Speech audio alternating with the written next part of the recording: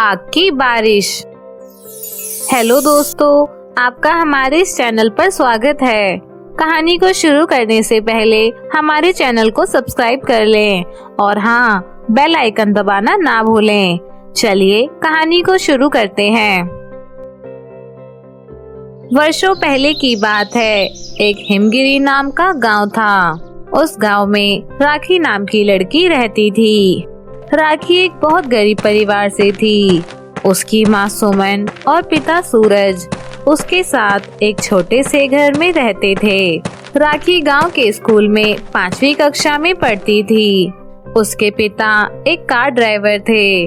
गांव के सभी लोग हंसी खुशी से रहते थे कि तभी एक दिन उनके गांव में लाल बादल छा जाते हैं। वह लाल बादल किसी बड़ी चेतावनी का संकेत थे। तभी एक चुड़ैल उस गांव में प्रकट होती है और गांव वालों से कहती है, सुनो सुनो गांव वालों, जिसको अपनी जान प्यारी है वह सभी लोग यह गांव छोड़कर चले जाएं, वरना उनके लिए अच्छा नहीं होगा। अब इस गांव में मेरा राज है और अभी गांव में आग की बारिश होने वाली है। चुड़ैल की बात सुनकर सभी गांव वाले हंसने लगते हैं। गांव वालों को लग रहा था कि उनके साथ कोई मजाक कर रहा है। फिर चुड़ैल एक जादू करती है और गांव में सचमुच की आग की बारिश होने लगती है। सभी गांव वाले परेशान होकर इधर उधर भागने लगते हैं। कुछ समय बाद आग की बारिश शांत हो जाती है।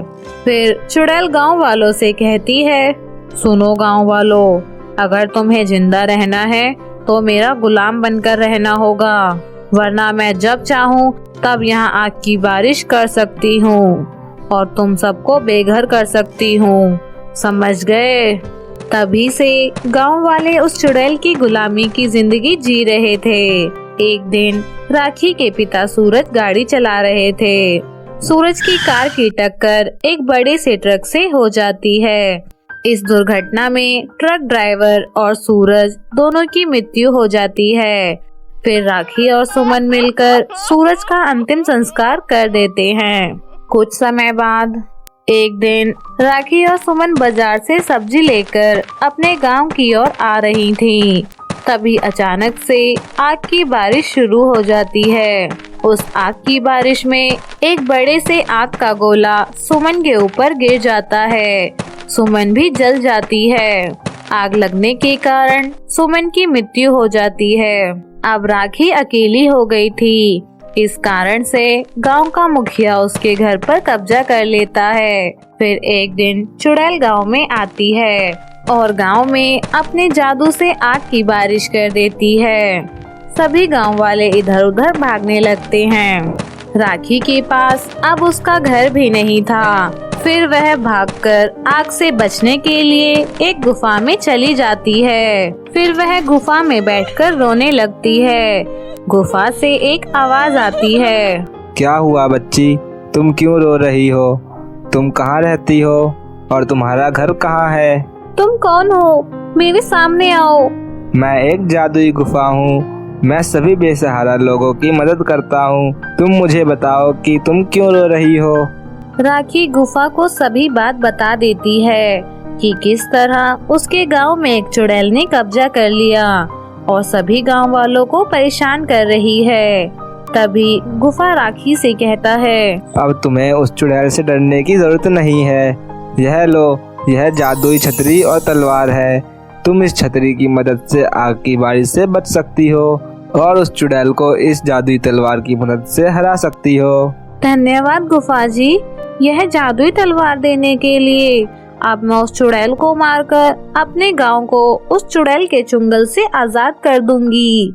राखी गुफा को धन्यवाद देकर वह छाता और तलवार लेकर वहां से चली जाती है और गांव पहुंच जाती है।